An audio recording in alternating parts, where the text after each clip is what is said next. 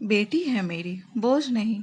हर माँ बाप की तरह शकुंतला जी भी बड़े ही अरमानों से गुड़िया की तरह सजाकर दुल्हन बनाकर विदा किया था अपनी बेटी रागनी को। अच्छा परिवार सब और सुशील लड़का समझकर ब्याह दिया था रागनी को ब्रजेश के साथ। शकुंतला जी के मौसी जी ने रिश्ता करवाया था। देखने में जितने सीधे लग रहे थे, शादी के बाद उतने ही तेज, मतलबी और दुष्ट निकले रागनी के घर वाले। जैसे हमारे देश में ज्यादातर घरों में लड़कों के अवगुणों को छुपा लिया जाता है, उसी तरह ब्रजेश के अवगुणों को पर्दा डालकर बहुत ही सभ्य और समझदार लड़का बनाकर पेश किया गया। लेकिन शादी के कुछ ही महीनों में साफ हो गया। वो कहावत है ना कि झूठ ज्यादा समय तक नहीं छुपता। दहेज के लालची और मतलबी लोगों के बीच फंसी रागनी सास ननद के ताने तो सह लेती, लेकिन ब्रजेश शराब पीकर जो नाटक करता, गाली गलौज करता, यहाँ तक कि विरोध करने पर हाथ उठाने भी लगा था और मारपीट पर उतर आता। उसे ज्यादा दिन सह नहीं पाई रागनी और अपनी माँ को सब कुछ सच सच बता दिया। आखिर कब तक अपने पर हो रहे जुर्म को छुपा पाती। और जब शकुंतला जी ने बेटी की आंखों में छिपे आंसुओं के समंदर को देखा तो उनका दिल ताड़ ताड़ हो गया। बेटी के दुख को देख टूटने के बजाय अपने आप को और भी ज्यादा मजबूत बनाया और ले आई अपनी बेटी को इस नर्क से निकालकर, जहाँ नौकरानी से बढ़कर कुछ नहीं थी उनकी फूल सी बच्ची। हंसती खेलती चुलबुली रागनी की रंगीन दुनिया को कैसे बेरंग कर दिया था उसके ससुराल वालों ने मिलकर। इसे भली भांति समझ रही थी शकुंतला जी। अगर पति साथ देता तो और अच्छा व्यक्ति होता तो छोड़ आती उसे वहां, लेकिन पति तो और भी ज्यादा दुष्ट निकला। ना उन लोगों के रिश्तों में प्यार था और ना एक दूसरे के प्रति निष्ठा और सम्मान। बस रागनी ही निभा रही थी, वो भी दिल से नहीं, मजबूरी में। रागनी को हमेशा के लिए घर लाने के फैसले पर शकुंतला जी की बड़ी बहू ने विरोध किया और कहा, माँ जी, आप रागनी को हमेशा के लिए घर ले आई हैं।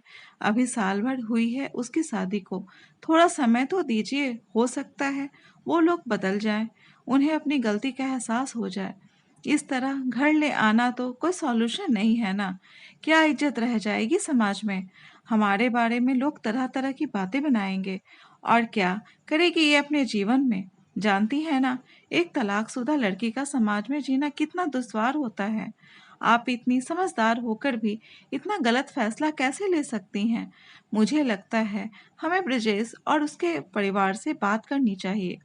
जेठानी जी की बात सुनकर छोटी बहू ने भी जेठानी की बात पर सहमति जताई और कहा, मम्मी जी, मुझे भी यही लगता है। हमें इस बारे में और सोचना चाहिए। 1 साल के रिश्ते में तलाक से लोग क्या सोचेंगे। दोनों बहुओं की बातें सुनकर शकुंतला जी ने कहा, समाज क्या कहता है, क्या सोचता है, यह तुम लोग ही सोचो। मुझे केवल मेरी बेटी के बारे में सोचना है। वो लोग सुधर जाएंगे, महज इस उम्मीद में मैं अपनी हंसती मुस्कुराती गुड़िया को वहां छोड़ दूं मुरझाने के लिए। हरगिज नहीं। उन दुष्टों के साथ एक दिन भी नहीं रहेगी रागनी। बेटी है मेरी, बोझ नहीं। जिम्मेदारी है, मेरे जिगर का टुकड़ा है और उतनी ही जरूरी है जितना तुम सब। और सुनो, मेरी बेटी की जिम्मेदारी के लिए तुम लोगों को परेशान होने की जरूरत नहीं है।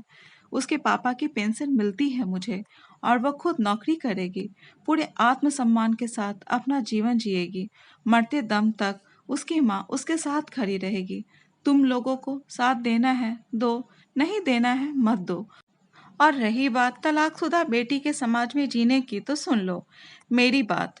अगर एक बेटी के साथ उसकी माँ खड़ी हो, उसका परिवार हो, तो कोई परेशानी नहीं होती उसे।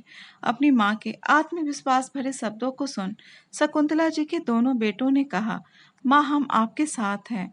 हमारी रागनी कहीं नहीं जाएगी। जैसे पहले रहती थी वैसे ही रहेगी और भविष्य में कोई अच्छा जीवन साथी मिलेगा, इसे दोबारा शादी करवा देंगे, लेकिन उस दुष्ट के साथ नहीं रहने देंगे। आप ठीक कह रही हैं। रागनी नौकरी कर लेगी और आगे पढ़ना चाहेगी तो हम पढ़ा लेंगे, लेकिन इस तरह घुटने के लिए नहीं छोड़ेंगे। शकुंतला जी ने गोद में सिर रखकर लेटी रागनी के सिर पर हाथ फेरा और अपने आप से वायदा किया, अब कभी नहीं रोएगी। उनकी फूल जैसी बेटी, उसे भी खुश रहने का अधिकार है और उसे वो सारी खुशियाँ मिलेगी। अपने परिवार के एक गलत फैसले की वजह से सारी उम्र कष्ट नहीं भोगेगी वो। पूरे आत्मसम्मान के साथ अपना जीवन निर्वाह करेगी। आज एक माँ की हिम्मत और जज़्बे ने एक बेटी को उस नर्क भरी ज़िंदगी से बाहर निकालकर समाज के सामने एक ओहदा दिलाया और ये दिखा दिया कि माँ-बाप के लिए बेटी बोझ नहीं होती, एक ज़िम्मेदारी होती है, जिसे अगर हर माँ-बाप सारी उम्र निभा दे तो कभी भी कोई भी बेटी अपने आप को अकेला नहीं समझेगी। लाखों बेटियों को मायके से सहारा नहीं मिलता, जिसके कारण समाज और परिवार की इज्जत की खातिर अपना जीवन खुद बर्बाद कर लेती हैं और कभी गलत का विरोध करने की हिम्मत नहीं कर पाती।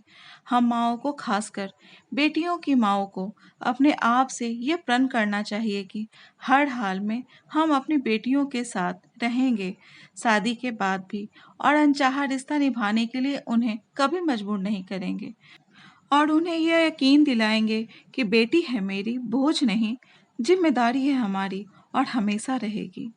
दोस्तों, ये कहानी कैसी लगी?